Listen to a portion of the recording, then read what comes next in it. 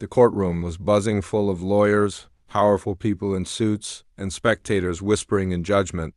But then, a teenage girl in worn shoes and a faded backpack stepped forward. "Your Honor," she said calmly, "I have something to say." The room fell into complete silence. She was just the janitor's daughter. But what she said next shook the entire courtroom. The accusation. Her father, Mr. Darnell Lewis, worked as a janitor at the city courthouse for 22 years, always quiet, always on time.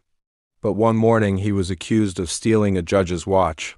With no solid evidence, only assumptions and whispers, Darnell was dragged into court in the very same building he cleaned every night. The prosecution smirked. The public defender barely cared. And the judge seemed convinced before the trial even began. That's when Elia, his 15-year-old daughter, stood up. The daughter speaks. Wearing a school uniform and trembling hands, Elia asked the judge, "May I speak on behalf of my father?" The courtroom chuckled. A few lawyers rolled their eyes, but the judge allowed her.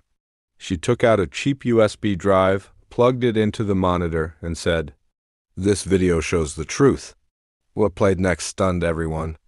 Security camera footage showed her father never even entered the judge's chambers where the watch was last seen. In fact, it revealed another staff member, one of the clerks, sneaking into the room late at night. Gasps echoed through the room. The truth breaks out. Elia then showed time-stamped cleaning logs her father filled out nightly, matching perfectly with the video timeline. Finally, she pulled out a signed character letter from over 20 courthouse employees, swearing to Mr. Lewis's honesty and routine. Tears formed in Darnell's eyes as his daughter, his quiet, book-smart little girl, defended him better than any lawyer ever could. Even the judge sat back in awe. The courtroom responds. The clerk was questioned immediately and confessed to pawning the watch. "I didn't think anyone would care enough to prove him innocent," the man muttered. The judge turned to Elia. "You've done something extraordinary today. You didn't just defend your father, you reminded us all why justice matters." The case was dismissed. Mr. Lewis was free. From silence to standing ovation.